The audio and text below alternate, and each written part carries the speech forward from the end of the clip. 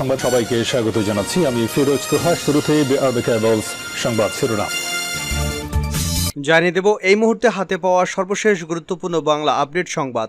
শুরুতেই থাকছে আমার প্রশ্ন, সে কিভাবে গেল। বেনজিরকে নিয়ে ফখরুলের প্রশ্ন। সাবেক পুলিশ প্রধান বেনজির আহমেদের সম্পত্তি ক্রোক নিয়ে সরকারের দেওয়া বক্তব্য লোক দেখানো বলে মন্তব্য করেছেন বিএনপির মহাসচিব মির্জা ফখরুল ইসলাম আলমগীর। এবারে জানাবো, জনতার জিয়াকে মুছে ফেলা যাবে না। বিএনপির স্থায়ী কমিটির সদস্য গয়েশ্বর চন্দ্র রায় বলেছেন, বেগম খালেদা জিয়া একদিনে প্রধানমন্ত্রী হননি। শহীদ জিয়ার আদর্শকে ধারণ করে আন্দোলন সংগ্রামের মধ্য দিয়ে তিনি খালেদা জিয়া হয়েছেন। দেশ ও গণতন্ত্রের জন্য জিয়া পরিবারের অবদান অপরিসীম।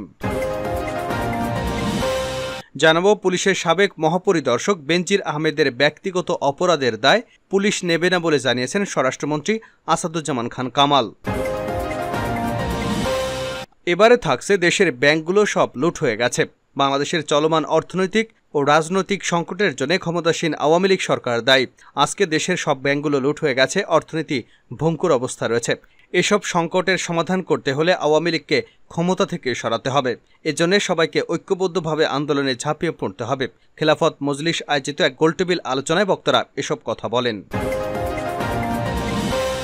এদিকে বাংলাদেশ জামায়াতে ইসলামের কেন্দ্রীয় কর্মী পরিষদ সদস্য ও ঢাকা মহানগরী দক্ষিণের সেক্রেটারি ডক্টর শফিকুল ইসলাম মাসুদ বলেছেন, আজকে আমাদের দেশের সবচেয়ে বড় সংকট নৈতিকতা সম্পন্ন ভালো মানুষের।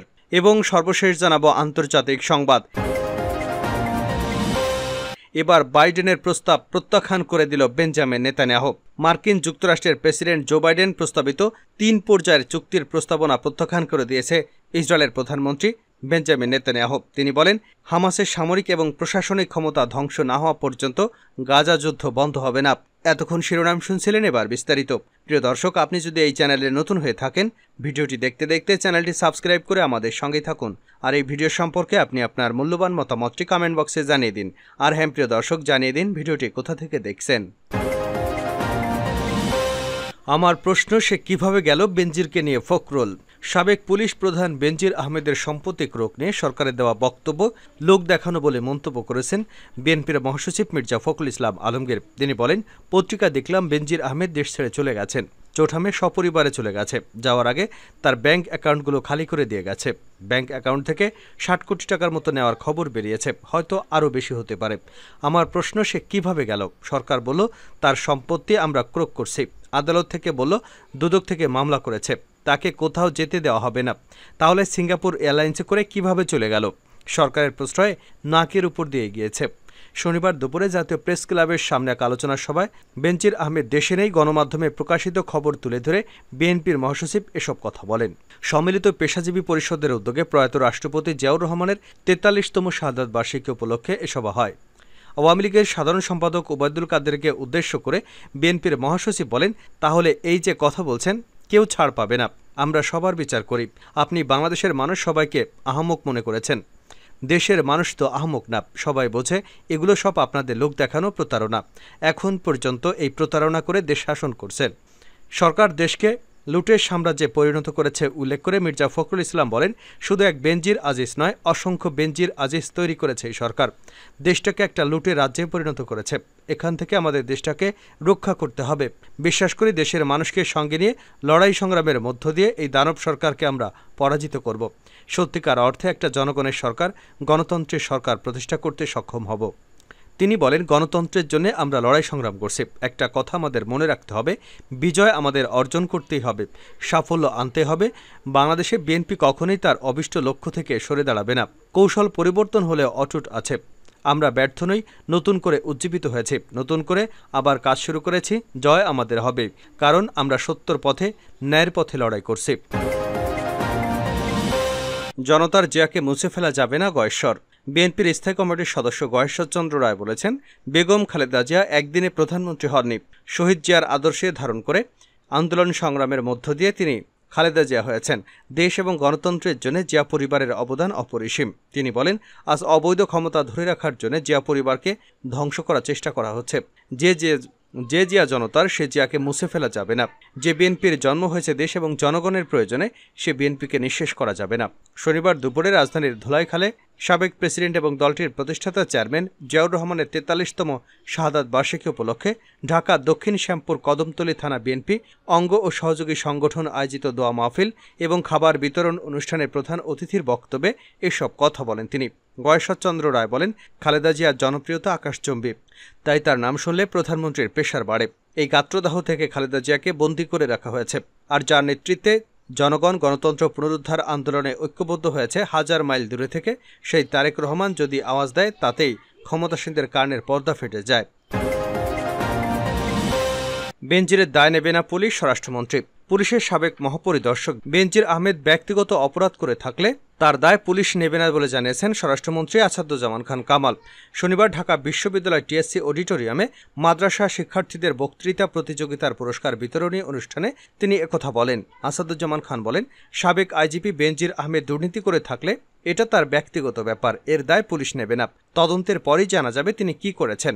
তিনি বলেন, তাকে এখনো নিষেধাজ্ঞা দেওয়া হয়নি, এর আগেই তিনি দেশ ছেড়ে চলে গেছেন বলে শুনেছি, যদিও তার ব্যাপারে আমি জানি না। বিস্তারিত জেনে এ বিষয়ে বলবো।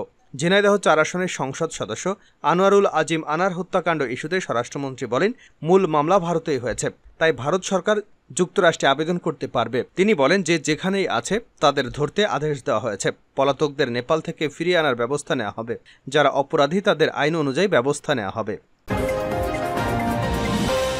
দেশের ব্যাংকগুলো সব লুট হয়ে গেছে খেলাফত মজলিস। বাংলাদেশে চলমান রাজনৈতিক ও অর্থনৈতিক সংকটের জন্য ক্ষমতাসীন আওয়ামী লীগ সরকার দায়ী। আজকে দেশের ব্যাংকগুলো লুট হয়ে গেছে, অর্থনীতি ভঙ্গুর অবস্থায় রয়েছে। এসব সংকটের সমাধান করতে হলে আওয়ামী লীগকে ক্ষমতা থেকে সরাতে হবে। এজন্য সবাইকে ঐক্যবদ্ধভাবে আন্দোলনে ঝাঁপিয়ে পড়তে হবে। খেলাফত মজলিস আয়োজিত এক গোলটেবিল আলোচনায় বক্তারা এসব কথা বলেন। শনিবার সকালে ঢাকা রিপোর্টার্স ইউনিটির একটি মিলনায়তনে খেলাফত মজলিসের আমির মৌলানা আব্দুল বাসিত আজাদের সভাপতিত্বে অনুষ্ঠিত গোলটেবিল বৈঠকে স্বাগত বক্তব্য দেন দলের সিনিয়র যুগ্ম মহাসচিব অ্যাডভোকেট জাহাঙ্গীর হোসেন। খেলাফত মজলিসের আমির মৌলানা আব্দুল বাসিত আজাদ বলেন, ইসলাম বাঁচাও, মানুষ বাঁচাও, দেশ বাঁচাও। আন্দোলনে সবাইকে ঝাঁপিয়ে পড়তে হবে। জগদ্দল পাথরের মতো জাতির ঘাড়ে চেপে বসা জুলুমবাজ সরকারের পতনের জন্য ময়দানে ঐক্য গড়ে তুলতে হবে। খেলাফত মজলিস আয়োজিত জাতীয় সংকট উত্তরণের উপায় শীর্ষক গোলটেবিল বৈঠকে সভাপতির বক্তব্যে একথা বলেন তিনি। জানাবো আন্তর্জাতিক সংবাদ। বাইডেনের প্রস্তাব প্রত্যাখ্যান, যে পর্যন্ত যুদ্ধ থামাবে না ইহুদিবাদী ইসরায়েল। মার্কিন যুক্তরাষ্ট্রের প্রেসিডেন্ট জো বাইডেনের প্রস্তাবিত 3 পর্যায়ের চুক্তির প্রস্তাবনা প্রত্যাখ্যান করেছে ইসরায়েলের প্রধানমন্ত্রী বেঞ্জামিন নেতানিয়াহু। তিনি বলেন, হামাসের সামরিক এবং প্রশাসনিক সক্ষমতা ধ্বংস না হওয়া পর্যন্ত গাজা যুদ্ধ বন্ধ হবে না। শনিবার টাইমস অব ইসরায়েল এক প্রতিবেদনে এ তথ্য জানায়। প্রতিবেদনে বলা হয়েছে, নেতানিয়াহু আরও বলেন, যুদ্ধ বন্ধের বিষয়ে এখনও ইসরায়েলের দৃষ্টিভঙ্গির পরিবর্তন হয়নি। যুদ্ধ শেষ করার শর্তাবলী এখনও অপরিবর্তিত রয়েছে, আর সেটা হলো হামাসের সামরিক ও প্রশাসনিক ক্ষমতা ধ্বংস করতে হবে, বন্দী ইসরায়েলিরা স্বজনদের কাছে ফিরে আসতে হবে, এমনিভাবে গাজা ইসরায়েলের জন্য সম্পূর্ণরূপে হুমকিমুক্ত হতে হবে। তিনি আরও বলেন, স্থায়ী যুদ্ধবিরতি কার্যকর হওয়ার আগে ইসরায়েল এই শর্তগুলো পূরণ করার জন্য জোর দিতে থাকবে। এই শর্তগুলো পূরণ হওয়ার আগে ইসরায়েল স্থায়ী যুদ্ধবিরতিতে সম্মত হবে, এমন ধারণা অযৌক্তিক। এদিকে গাজার দক্ষিণাঞ্চলীয় অতি ঘনবসতি রাফা শহরে অভিযান না চালাতে বিশ্ব সম্প্রদায়ের আহ্বান উপেক্ষা করে হামলা চালিয়ে যাচ্ছে ইহুদিবাদী ইসরায়েল। এ অবস্থায় অনেকটা অপ্রত্যাশিতভাবে গতকাল শুক্রবার ইসরায়েলের এই যুদ্ধবিরতির প্রস্তাব ঘোষণা করলেন জো বাইডেন। মার্কিন প্রেসিডেন্ট জো বাইডেন যুদ্ধবিরতির প্রস্তাবকে ইতিবাচক বিবেচনা করেছে হামাস। শনিবার এপি জানায়, যুদ্ধবিরতির প্রস্তাব মেনে নিতে হামাসের প্রতি মার্কিন প্রেসিডেন্টের আহ্বান জানানোর পর গতকাল সন্ধ্যায় হামাস একটি বিবৃতি দিয়েছে। বিবৃতিতে বলা হয়েছে, স্থায়ী যুদ্ধবিরতির প্রতিষ্ঠা, গাজা থেকে ইসরায়েলি সেনা প্রত্যাহার এবং এই উপত্যকার পুনর্গঠন ও বন্দি বিনিময় নিয়ে বাইডেনের বক্তব্যকে ইতিবাচকভাবে দেখছেন তারা। ইসরায়েলের যুদ্ধবিরতির প্রস্তাবের কথা ঘোষণাকালে প্রেসিডেন্ট বাইডেন প্রায় 8 মাস ধরে চলা গাজা যুদ্ধের সমাপ্তি টানার আহ্বান জানান।